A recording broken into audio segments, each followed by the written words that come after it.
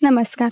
आज आपण समावेशक शिक्षण म्हणजेच इन्क्लुझिव्ह एज्युकेशन याबद्दल माहिती जाणून घेणार आहोत. समाजातील बहुसंख्य विद्यार्थ्यांच्या गरजा या सारख्याच असतात, परंतु काही मुलांच्या गरजा या समाजातील बहुसंख्य विद्यार्थ्यांपेक्षा वेगळ्या असतात. तर अशा मुलांना विशेष गरजा असणारे विद्यार्थी असे म्हटले जाते. सर्वसमावेशक शिक्षण ही मूलभूत शिक्षण क्षेत्रातील एक संकल्पना आहे. सर्वसमावेशक शिक्षण म्हणजे असे शिक्षण की ज्यामध्ये विशेष गरजा असणारी मुलं किंवा बालक अथवा अध्ययन दृष्टीने अक्षम किंवा शारीरिकदृष्ट्या अक्षम असणाऱ्या मुलाला किंवा बालकाला सर्वसामान्य विद्यार्थ्यांच्या बरोबरीने शिक्षण घ्यावयास परवानगी दिली जाते.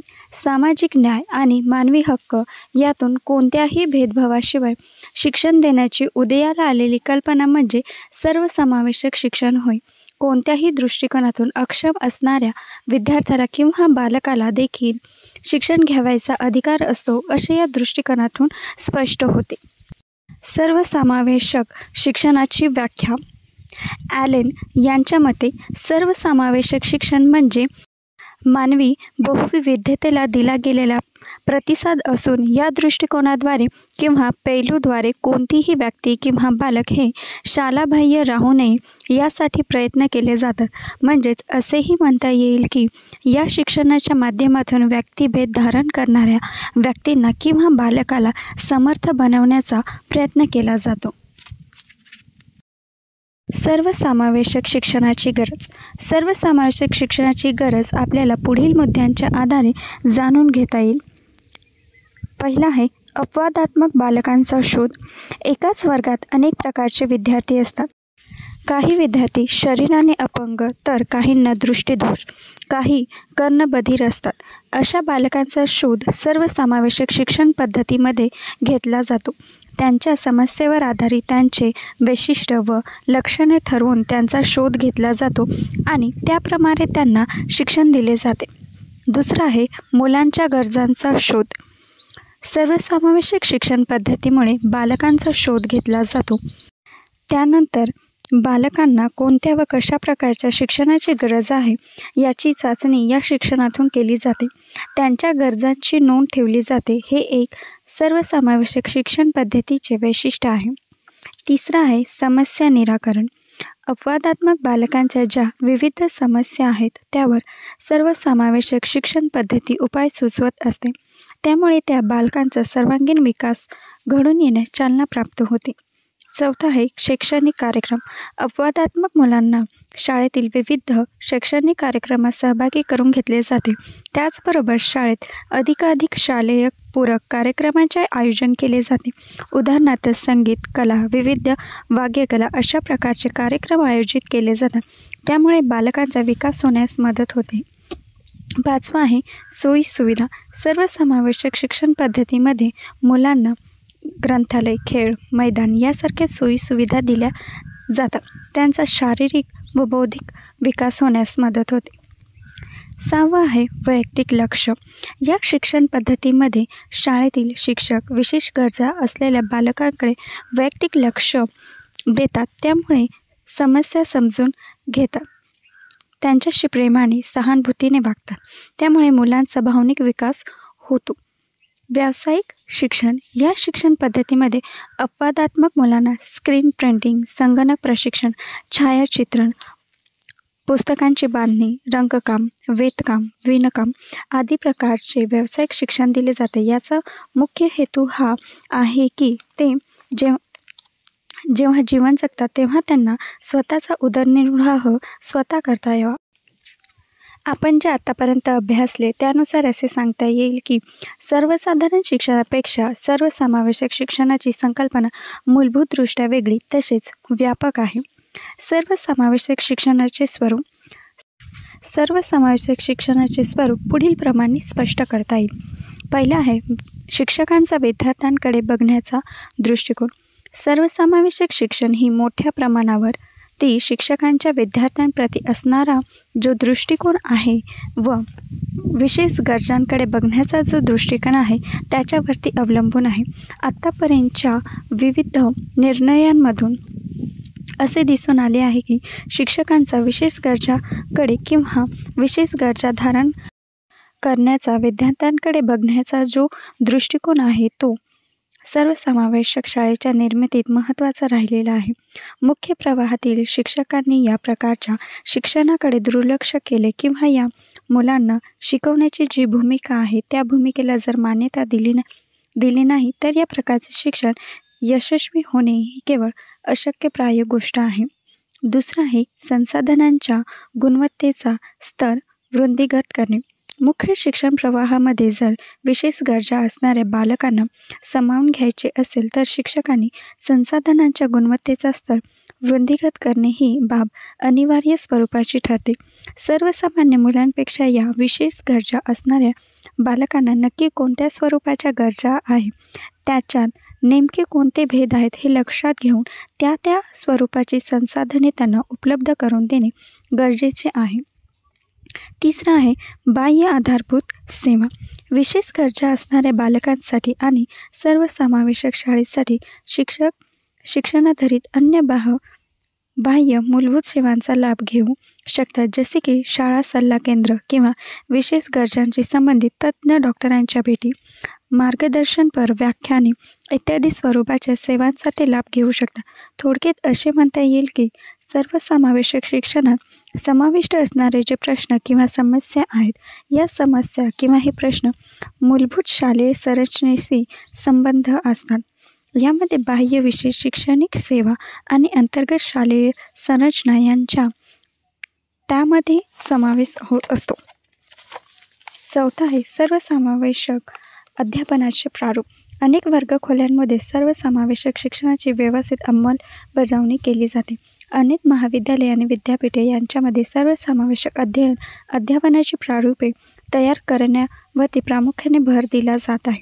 शिक्षक आणि विद्यार्थी यांना सर्वसमावेशक अध्यापन दरम्यान गुंतवून राहण्याची गरज ठरते. वास्तविकतः सर्वसाधारण विद्यार्थी असणाऱ्या वर्गखोलीमध्ये विशेष गरजा असणाऱ्या बालकांना अध्ययनास प्रवृत्त करणे हे अत्यंतिक प्रभावी सिद्ध होत आहे. सर्वसमावेशक शिक्षणाचे महत्त्व. सर्वसमावेशक शिक्षणाचे महत्त्व आपल्याला पुढील मुद्द्यांच्याद्वारे अभ्यासता येईल. पहिलं आहे उत्तम गुणवत्तापूर्ण शिक्षण. सर्वसमावेशक शिक्षणातून विशेष गरजा असणाऱ्या बालकांना चांगल्या गुणवत्तेचे शिक्षण दिले जाईल आणि त्याचप्रमाणे सर्वसाधारण बालके आणि विशेष गरजा असलेले बालके यांच्याकडे जो भेदभावपूर्ण बघण्याचा दृष्टिकोन असेल त्यात बदल होईल. शाळा व बालकांच्या दृष्टीने कुटुंबानंतरचा सर्वात मोठा घटक समाज असतो असे म्हटले जाते. विविध क्षमता असणाऱ्या मुलांना जर एकाच प्रकारच्या वर्गखोलीमध्ये शिक्षण घेता आले, वेगवेगळे खेळ खेळता आले तर त्यांचे सामाजिकरण होऊन त्यांचे व समाजाचे परस्परांशी चांगले स्वरूपाचे संबंध प्रस्थापित होतील. दुसरं आहे कायमस्वरूपी भेदभाव नष्ट. सर्वसमावेशक शिक्षणाच्या माध्यमातून सीमांत स्वरूपाचे समूह आणि अन्य समूह यांच्यामध्ये असणारा जो भेद आहे तो कायमचा नाहीसा होईल व त्यामुळे खऱ्या अर्थाने शिक्षणामध्ये नागरी समावेशाचे तत्त्व रुजू होईल. परिणामी सर्वसमावेशक शिक्षणाने विशेष गरजा असणारी बालके आणि सर्वसाधारण विद्यार्थी यांच्यामध्ये असणारा जो भेद आहे तो कायमस्वरूपी नष्ट केला जाईल. तिसरा आहे शालेय समूहाचे कामकाज.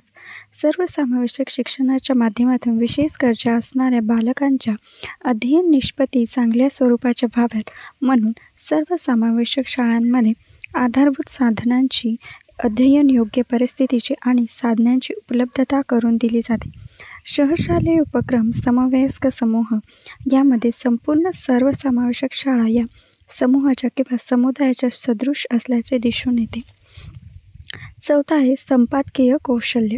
सर्वसमावेशक वर्गखोलीमध्ये सर्व प्रकारच्या विद्यार्थ्यांकडून, विशेष गरजा असणाऱ्या बालकांकडून आणि सर्वसाधारण विद्यार्थ्यांकडून सुद्धा चांगल्या प्रकारची वाचनाची, लेखनाची तसेच गणिते सोडवण्याची अपेक्षा व्यक्त केली जाते. तसेच शैक्षणिक संपादकीय कौशल्य ही विशेष गरजा असणाऱ्या बालकांकडून प्राप्त केली जावीत म्हणून विशेष प्रयत्नही शाळेमार्फत केले जात असल्याचे दिसून येते. पाचवा आहे मैत्रीतील विकास. विद्यार्थ्यांमध्ये सामाजिक कौशल्यांचा विकास होण्यासाठी त्यांच्यात मैत्रीचा विकास होण्यासाठी शाळा ही महत्त्वाचे ठिकाण आहे. सर्वसमावेशक वर्गखोल्यांमुळे विद्यार्थ्यांना एकाच वेळी सर्वसाधारण विद्यार्थ्यांशी सुद्धा मैत्री करण्याची संधी प्राप्त होते आणि त्याचबरोबर विशेष गरजा असणाऱ्या बालकांना सुद्धा मैत्री प्रस्थापित करण्याची संधी मिळते. सर्वसमावेशक शिक्षणाची तत्त्वे. सर्व विद्यार्थ्यांना अध्यापन. एकाच वेळी सर्वसाधारण विद्यार्थी आणि विशेष गरजा असणाऱ्या विद्यार्थ्यांना एकच विषय शिकवत असताना त्या विषयाच्या अध्यापनासाठी शिक्षकांना विविध दृष्टिकोन स्वीकारावा लागतो. त्यामुळे अध्यापन विषयाचे अध्ययन आणि अध्यापन हे दोन्हीही मनोरंजकपणे होईल. दुसरा आहे बहुविधी अस्तित्वाचे अन्वेषण. सर्वसमावेशक शाळेमध्ये सर्वसाधारण विद्यार्थी आणि विशेष गरजा असणारी बालके ही एकाच वेळेस शिक्षण घेत असतात. परिणामी प्रत्येक बालकाच्या गरजा व वर्तन सवयी भिन्न भिन्न प्रकारच्या असतात. परिणामी दैनंदिन अध्यापन प्रक्रिया ही यशस्वीपणे पार पाडण्यासाठी शिक्षकाने बहुविधी अस्तित्वाचे अन्वेषण करणे गरजेचे ठरते, जेणेकरून दैनंदिन अध्यापनाच्या प्रक्रियेतून विद्यार्थी हे अधिकाधिक संवेदनशील, सहानुभूतीशील व लोकांना समजून घेणारे तयार होतील. त्यानंतर पूर्वग्रहापासून संरक्षण. जेव्हा एखाद्या शाळेमध्ये सर्वसाधारण विद्यार्थ्यांच्या बरोबर विशेष गरजा असणारे विद्यार्थीसुद्धा शिक्षण घेत असतात, तेव्हा सर्वसाधारण विद्यार्थ्यांच्या मनात आपण विशेष गरजा असणाऱ्या विद्यार्थ्यांपासून भिन्न आहोत आणि विशेष गरजा असणाऱ्या विद्यार्थ्यांच्या मनात न्यूनगंडाची या दोन्ही भावना निर्माण होऊ नये म्हणून दोन्ही स्वरूपाच्या विद्यार्थ्यांच्या मनात कोणत्याही प्रकारचा पूर्वग्रह निर्माण होऊ नये आणि नकारात्मक विचारांना चालना प्राप्त होऊ नये म्हणून शिक्षकाने त्याकरता सातत्याने प्रयत्न करणे गरजेचे ठरते. सामाजिक न्यायाला प्रोत्साहन देणे. कोणती गोष्ट चांगली आहे आणि कोणती गोष्ट वाईट याचे परीक्षण विद्यार्थी अधिक चांगल्या प्रकारे करू शकतात. परिणामी शिक्षकाने विद्यार्थ्यांशी विविध सामाजिक प्रश्नांवरती, समस्यांवरती चर्चा केली पाहिजे, ज्यामुळे विद्यार्थ्यांच्या मनात सामाजिक न्याय आणि अन्याय याबद्दल विशिष्ट असा योग्य स्वरूपातील दृष्टिकोन तयार होईल. योग्य साहित्यांची निवड करणे. सर्वसमावेशक वर्गखोलीमध्ये योग्य साहित्यांचा किंवा सामग्रीचा वापर केला जाणे जरुरी आहे. त्यामुळे विविध विद्यार्थ्यांच्या अध्ययनविषयक गरजांची पूर्तता होईल आणि त्याचप्रमाणे जे काही पूर्वग्रह विद्यार्थ्यांच्या मनात निर्माण होत असतील ते आपोआपच दूर होतील.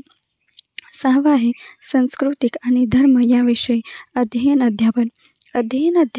विषयाच्या व्यतिरिक्त शिक्षकाने विद्यार्थ्यांना अन्य विषयाबद्दलची माहिती जी त्यांच्यामध्ये सकारात्मक दृष्टिकोन निर्माण करेल अशी माहिती सांगून त्यांच्या मनात उत्सुकता निर्माण करणे आणि विद्यार्थ्यांचे अनुभव विश्व संपन्न करणे गरजेचे आहे.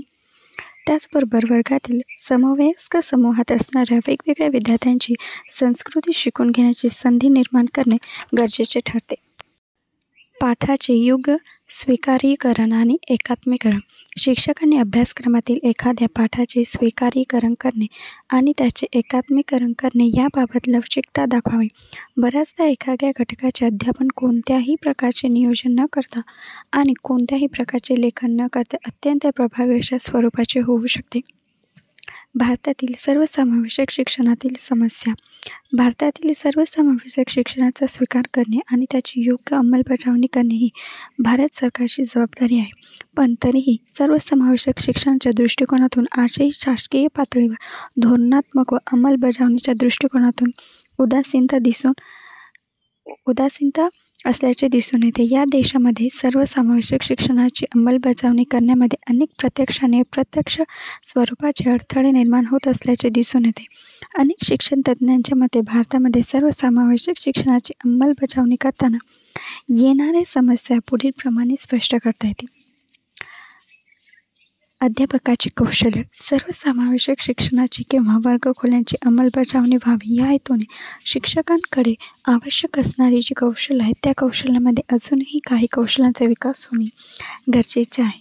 दास, क्वीन आणि देसाई यांनी सादर केलेल्या अहवालानुसार सध्याच्या प्राथमिक आणि माध्यमिक स्तरावरील शिक्षकांची जी अध्यापनाची कौशल्य आहेत त्यानुसार कोणत्याही शिक्षकाला अध्ययनाच्या दृष्टीने अक्षम असणाऱ्या विद्यार्थ्यांना शिकवायचा फारसा अनुभव असल्याचे दिसून येत नाही. त्याचप्रमाणे ज्या सर्वसमावेशक शाळा आहेत त्यातील शाळांमध्ये विशेष गरजा असणाऱ्या बालकांना शिकवण्यासाठी आवश्यक असणारी जी साधने आहेत ती उपलब्ध होत नसल्याचे दिसून येते. त्याचबरोबर प्राथमिक व माध्यमिक स्तरावर अध्यापनाच्या ज्या क्षमता आहेत, विशेषतः विशेष गरजा असणाऱ्या विद्यार्थ्यांना उपयुक्त ठरतील अशा ज्या क्षमता आहेत त्या क्षमता शिक्षकाकडे मर्यादित असल्याचे दिसून येते. सर्वसाधारण शिक्षकांची विशेष गरजा असणाऱ्या विद्यार्थ्यांप्रतीची उदासीनता. सर्वसाधारणपणे जेव्हा सर्वसमावेशक शाळेचा विचार केला जातो त्यावेळी शिक्षकांनी सर्वसाधारण विद्यार्थ्यांच्या अध्ययनविषयक गरजांबरोबरच विशेष गरजा असणाऱ्या बालकांच्या गरजांच्या बाबतीतही तत्पर असणे आवश्यक असते, किंबहुना तशी अपेक्षा ठेवली जाते. पण सर्वसाधारण शिक्षक हे विशेष गरजा असणाऱ्या बालकांच्या अध्ययनविषयक गरजांची पूर्तता करण्याबाबत उदासीन असल्याचे दिसून येते. तिसरे आहे अयोग्य अभ्यासक्रमाचा स्वीकार. एखाद्या विशिष्ट स्तरावरती जर सर्वसमावेशक तत्त्व राबवायचे असेल तर त्याकरता सर्वसमावेशकतेसाठी प्रत्येक विद्यार्थ्यांच्या गरजांचा विचार करून उपयुक्त ठरणाऱ्या अभ्यासक्रमाचा स्वीकार हा त्या स्तरावरील शिक्षकांकडून केला जाणे गरजेचे ठरते. वैश्विक अनुदेशात्मक आरेखना यासारख्या प्रारूपांचा जर योग्य प्रकारे विकास केला गेला तर योग्य स्वरूपाच्या अभ्यासक्रमाची निर्मिती होऊ शकते. परिणामी विशेष गरजा असणाऱ्या बालकांना आणि त्याचबरोबर सर्वसाधारण विद्यार्थ्यांना उपयुक्त ठरणाऱ्या अचूक अभ्यासक्रमाची निवड होणे गरजेचे ठरते. शाळेतील भौतिक पर्यावरणीय साधनांची उपलब्धता. सर्वसमावेशक शाळेमध्ये विशेष गरजा असणाऱ्या बालकांना इतर सर्वसाधारण विद्यार्थ्यांबरोबरच शैक्षणिक विकासाची संधी उपलब्ध करून दिली जाते. पण बऱ्याचदा शाळेमधील जे भौतिक स्वरूपाचे पर्यावरण असते ते मात्र या मुलांच्या विकासास पूरक असत नाही. या मुलांना जर परिपूर्ण आणि शाश्वत विकासाची संधी शाळेद्वारे निर्माण करून घ्यायची असेल तर त्यांना आवश्यक असणाऱ्या भौतिक साधनांची सुद्धा उपलब्धता करून देणे गरजेचे असते. जसे की चालण्यासाठी तसेच व्हीलचेअरकरिता आवश्यक असणारे योग्य प्रकारचे उतार, शाळेचे प्रशस्त वरांडे, लिफ्ट्स आणि दिशादर्शक बाण वगैरे इत्यादींची आवश्यकता शाळेमध्ये असते. पण बऱ्याच शाळा या स्वरूपाच्या सोयीसुविधा विद्यार्थ्यांना उपलब्ध करून देण्यात अपयशी ठरतात. आधारभूत आणि पायाभूत सेवांची उपलब्धता. सर्वसमावेशक शाळेची संकल्पना जर यशस्वी करून दाखवायची असेल तर त्याकरता संपूर्ण शैक्षणिक संस्थेतील जी मानवी आणि भौतिक संसाधने आहेत त्यांच्याकडून सर्वसमावेशक शिक्षणासाठी आवश्यक असणाऱ्या आधारभूत व पायाभूत सेवांची उपलब्धता करून दिली जाणे आवश्यक आहे. या आधारभूत सेवा संख्यात्मक आणि गुणात्मक या दोन्ही दृष्टिकोनातून समान प्रमाणात उपलब्ध असणे गरजेचे आहे. पण सर्वसमावेशक शाळा आणि शिक्षण यातील आधारभूत सेवांच्या उपलब्धतेचा विचार केला तर असे दिसून येते की या सेवांच्या पूर्ततेच्या बाबतीत शाळेचे शिक्षक आणि पालक हे दोन्हीही घटक उदासीन असल्याचे किंवा त्याकडे दुर्लक्ष करत असल्याचे दिसून येते. कौटुंबिक सहकार्य. भारतामधील कौटुंबिक आणि सामाजिक रचनेचा आढावा घेतला तर असे दिसून येते की सर्वसमावेशक शाळांच्या आणि शिक्षणाच्या यशस्वीतेमध्ये कुटुंबाची भूमिका ही अत्यंत महत्त्वाची असल्याचे दिसून येते. परिणामी विशेष गरजा असणाऱ्या बालकांचे सर्वसमावेशक हे केवळ कौटुंबिक प्रेरणा आणि समावेशक याच्यातून यशस्वीरित्या पूर्णत्वाला जाऊ शकते. सर्वसमावेशनासाठी हे जे सहकार्य आहे ते बऱ्याचदा केवळ सुशिक्षित कुटुंबाकडूनच मिळताना दिसते. पण ज्या कुटुंबातल्या पालकांचे शिक्षण कमी आहे किंवा जे पालक निरक्षर आहेत त्यांच्याकडून मात्र फारसे विशेष सहकार्य सर्वसमावेशक शिक्षणात किंवा शाळेत प्राप्त होताना दिसत नाही. अपुरे आणि अयोग्य सेवापूर्व शिक्षण. भारतामध्ये विविध स्तराकरता वेगवेगळ्या संस्थांकडून आणि महाविद्यालयाकडून सेवापूर्व शिक्षण दिले जाते. या सेवापूर्व शिक्षण हे सर्वसाधारण विद्यार्थ्यांकरता दिले जाते आणि त्यामध्ये सर्वसमावेशक वर्गखोली, शाळा याकरता आवश्यक असणारी जी कौशल्य आहेत त्यांचा फारसा विकास घडवून आणण्याचे प्रयत्न केले जात नाही. परिणामी सर्वसाधारण विद्यार्थ्यांकरता जे सेवापूर्वक शिक्षण दिले जाते त्याचा अभ्यासक्रमात सर्वसमावेशक शाळेच्या दृष्टीने उपयुक्त ठरणाऱ्या कौशल्यांचा अभ्यासक्रमात अंतर्भाव करून अभ्यासक्रमात सुधारणा घडवून आणणे गरजेचे ठरते. त्याचप्रमाणे विशेष गरजा असणाऱ्या बालकांच्या करिता जे सेवापूर्व शिक्षण दिले जाते त्यांच्याकडे अधिकाधिक लक्ष देण्याची आवश्यकता असल्याचे दिसून येते. रिहॅबिलिटेशन काउन्सिल ऑफ इंडिया आणि NCTE या दोन्ही उच्चस्तरीय शिक्षणाशी संबंधित संस्थांनी परस्परांच्या सहकार्याने आणि निश्चित उपाययोजनांच्या सहाय्याने कौशल्यपूर्ण शिक्षकांची निर्मिती करून सर्वसमावेशक शिक्षणाला चालना देणे गरजेचे आहे. विशेष गरजा असणाऱ्या विद्यार्थ्यांच्या मनातील न्यूनगंडाची भावना.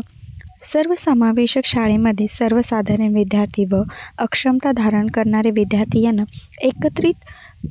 एकत्रित शिक्षण दिले जाते, पण सर्वसाधारण विद्यार्थ्यांशी तुलना करता जे अक्षमता धारण करणारे विद्यार्थी आहेत त्यांच्या मनात काही प्रमाणात न्यूनगंडाची भावना निर्माण होत असल्याचे दिसून येते. ही न्यूनगंडाची भावना या मुलांच्या मनात निर्माण होण्यास प्रामुख्याने शेजारी, समवयस्क समूह, पालक आणि शिक्षक हे जबाबदार असतात. जोपर्यंत या विद्यार्थ्यांच्या मनात असणारी ही न्यूनगंडाची भावना पूर्णपणे दूर सारली जात नाही तोपर्यंत खऱ्या अर्थाने सर्वसमावेशक शिक्षणाची प्रक्रिया पूर्ण होणे शक्य नसते. माहिती तंत्रज्ञानाची आणि अन्न संसाधनांची उपलब्धता. सध्याचे युग हे माहिती तंत्रज्ञानाचे युग म्हणून ओळखले जाते. या माहिती तंत्रज्ञानाने मानवी जीवनाच्या प्रत्येक क्षेत्रात समर्थपणे मदत केलेली असून याला शिक्षण व प्रशिक्षण क्षेत्र देखील अपवाद राहिलेले नाहीत. माहिती तंत्रज्ञानाच्या या साधनांचा वापर करून अक्षम असणाऱ्या बालकांना उपयोगी असणाऱ्या अध्ययन वातावरणाची निर्मिती करता येईल. तसेच माहिती तंत्रज्ञानाच्या साधनांचा वापर हा अध्ययन, अध्यापन, साहित्य म्हणूनही या क्षेत्रासाठी प्रभावीपणे करता येईल. याच्या वापरामुळे विशेष गरजा असणाऱ्या बालकांचे अध्ययन हे प्रभावी होईल. पण खरा प्रश्न निर्माण होतो तो माहिती तंत्रज्ञानाचा साधनांचा वापर कुशलतेने करणाऱ्या शिक्षकांच्या उपलब्धतेचा. जरी सर्वसमावेशक शाळेत किंवा वर्गखोलींमध्ये माहिती तंत्रज्ञानाच्या साधनांची उपलब्धता घडवून आणली गेली तरीसुद्धा त्याचा वापर करू शकणारे शिक्षक त्याकरता तयार करणे गरजेचे ठरते. अयोग्य धोरणात्मक व धोरणांची अंमलबजावणी. भारतासारख्या देशात जर सर्वसमावेशक शाळा आणि शिक्षण या संकल्पना यशस्वी करायच्या असतील तर त्यांच्याकरता निश्चित स्वरूपाची धोरणं जी सर्वसमावेशक शिक्षणाला योग्य दिशा देतील त्यांची मांडणी व अंमलबजावणी ही शासन आणि प्रशासनाद्वारे होणे गरजेचे ठरते. केवळ नुसती दिशादर्शक धोरणे शासनाद्वारे जाहीर होणे गरजेचे नसते तर त्यांची तितक्याच प्रभावीपणे अंमलबजावणी होणे सुद्धा आवश्यक असते. अत्याधिक खर्चिक. मुळातच सर्वसमावेशक शिक्षणाची किंवा सर्वसमावेशक शाळेची जी संकल्पना आहे ती खर्चिक असल्याचे दिसून येते. यामध्ये आवश्यक असणाऱ्या निधीची पूर्तता ही प्रत्येक शाळेला करता येणे शक्य नसते.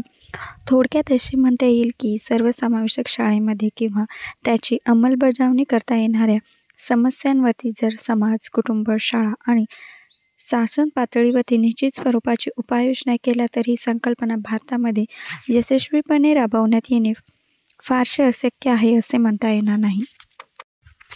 सर्वसमावेशक शाळेचे लाभ किंवा सर्वसमावेशनाचे शाळेला होणारे फायदे. शाळेमध्ये केल्या जाणाऱ्या सर्वसमावेशनाचे फायदे पुढीलप्रमाणे आपल्याला स्पष्ट करता येतील. विशेष गरजा असणारे विद्यार्थी. विशेष गरजा असणाऱ्या विद्यार्थ्यांना जर मुख्य प्रवाहातील वर्गखोल्यांमध्ये सर्वसाधारण विद्यार्थ्यांच्या बरोबरीने समाविष्ट करून घेतले तर विशेष गरजा असणारे विद्यार्थी समूहाशी समायोजन करू शकतील आणि त्याचबरोबर समवयस्क समूहाच्या बरोबरीने अध्ययनास प्रवृत्त होतील.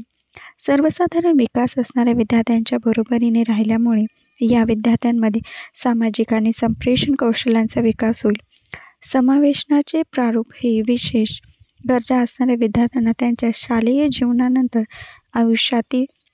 आयुष्यातही उपयुक्त ठरताना दिसते. जर ही बालके सर्वसाधारण विद्यार्थ्यांच्या बरोबरीने वर्गखोलीत नियमित स्वरूपात उपस्थित राहतील तर त्यांना मिळणारे अध्ययन अनुभव हे त्यांना अधिक समृद्ध करतील. उच्च वर्तमान क्षमता. अनेक शैक्षणिक अपेक्षांचीही काही अंशी पूर्तता हे विद्यार्थी सर्वसाधारण विद्यार्थ्यांच्या बरोबरीने करू शकतील. परिणामी या विद्यार्थ्यांमध्ये जीवन उपयोगी ठरणाऱ्या कौशल्यांचा विकास होईल. विशेष गरजा असणाऱ्या विद्यार्थ्यांचे कुटुंब. विशेष गरजा असणाऱ्या विद्यार्थ्यांचा समावेश सर्वसमावेशक विद्यार्थ्यांच्या वर्गखोलीमध्ये केला गेल्यामुळे या बालकांना शिक्षण उपलब्ध करून घ्यावयाचे त्यांच्या पालकांचे स्वप्न पूर्ण होते. अन्य कोणत्याही पालकाप्रमाणेच या पालकांचीही अशीच अपेक्षा असते की आपल्या पाल्याचा स्वीकार समवयस्क समूहाने तसेच अन्य समाजाने कोणताही भेदभाव किंवा न्यूनगंड मनात न ठेवता करावा. बालकांच्या सर्व समावेशनामुळे विशेष गरजा असणाऱ्या पालकांची ही सुद्धा अपेक्षा पूर्ण होते. सर्वसामान्य जीवन जगण्याची सुरुवात पाल्यांच्या पर्यायाने पालकांची सुद्धा होते. हे विद्यार्थी आपोआपच शाळेचा एक महत्त्वपूर्ण भाग होतात. सर्वसाधारण विकास असणाऱ्या विद्यार्थ्यांना होणारे लाभ. सर्वसाधारण शिक्षणात सर्वसमावेशनाचा स्वीकार केला गेल्यामुळे ज्या विद्यार्थ्यांमध्ये कोणत्याही स्वरूपाची अक्षमता नाही त्यांच्या सामाजिक आणि शैक्षणिक संपादन कौशल्यांचा फायदा होतो. समवयस्क गटाचे अध्ययन अक्षम स्वरूपाचे बालक जर वर्गामध्ये सर्वसाधारण विद्यार्थ्यांबरोबर अध्ययन करत असेल तर आपल्यापेक्षा काहीतरी वेगळेपण धारण करणाऱ्या विद्यार्थ्यांशी किंवा व्यक्तीशी कसे समायोजित व्हायचे याचे ज्ञान त्या विद्यार्थ्यांना प्राप्त होते. सर्वसाधारण विद्यार्थी आणि विशेष गरजा असणारे बालक यांच्यामध्ये मैत्रीपूर्व संबंध प्रस्थापित झाल्याने नवीन अर्थपूर्ण संबंधांचा विकास होतो. विशेष गरजा असणाऱ्या बालकांचे अध्ययन जर सर्वसमावेशक विद्यार्थ्यांकडून करून घेतले जाऊ लागले तर त्याचे विषय ज्ञान हे वृद्धिंगत होऊन आवश्यक कौशल्यांवर तो लवकर प्रभुत्व संपादन करू शकतो. सर्वसमावेशनामुळे शिक्षकांना होणारे फायदे. सर्वसमावेशक वर्गखोलीतील शिक्षकांना एकाच वेळेस बहुविध विद्यार्थी जनसंख्येला हाताळण्याचा फायदा होतो. विविध अध्ययन स्तरावरील विद्यार्थ्यांना अध्यापनाचे कार्य केल्यामुळे शिक्षकांमधील अध्यापन कौशल्य घटकांमधील विविध आणण्याची क्षमतांचा आणि वैविध्यपूर्ण अध्यापन कृतीचा विकास होतो.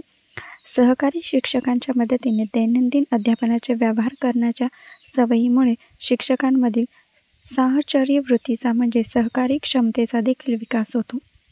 सामाजिकरणाची प्रक्रिया सुरू. विशेष गरजा असणाऱ्या बालकांना इतर सर्वसाधारण विद्यार्थ्यांच्या बरोबरीने अध्ययनाची व शिक्षणविषयक संधी उपलब्ध करून दिल्याने या विद्यार्थ्यांची सामाजिकरणाची प्रक्रिया सहजपणे सुरू होते. सकारात्मक पर्यावरणाची निर्मिती. विविध शिक्षण तज्ज्ञांच्या मतानुसार सर्वसमावेशक शाळेमुळे तसेच वर्गखोलीमुळे सर्व विद्यार्थ्यांच्या मनात आपण समान असून व्यक्तीत असणाऱ्या विविधतेचा आदर करून अध्ययन केले पाहिजे ही भावना सर्वच विद्यार्थ्यांच्या मनात निर्माण होते. जर विशेष गरजा असणाऱ्या बालकांना इतर विद्यार्थ्यांपासून वेगळे बसवले किंवा त्यांना वेगळी वागणूक दिली तर त्यांच्या मनात लवकर अलगपणाची आणि न्यूनगंडाची भावना निर्माण होते. परिणामी या विद्यार्थ्यांमध्ये आत्मविश्वासाची निर्मिती करावायची असेल आणि सर्वच व्यक्ती या समान आहेत हा भाव विद्यार्थ्यांच्या मनात रुजवायचा असेल तर सकारात्मक शैक्षणिक पर्यावरणाच्या निर्मितीसाठी सर्वसमावेशक शिक्षण हे सहकार्य ठरते. आज आपण सर्वसमावेशक शिक्षणाचा अभ्यास केला. सर्वसमावेशक शिक्षण म्हणजे असे शिक्षण ज्या शाळेमध्ये सर्वसामान्य विद्यार्थ्यांसोबतच शरीराने अक्षम असणाऱ्या विद्यार्थ्यांना सुद्धा त्यांच्यासोबतच शिक्षण दिले जाते. यालाच सर्वसमावेशक शिक्षण असे म्हटले जाते.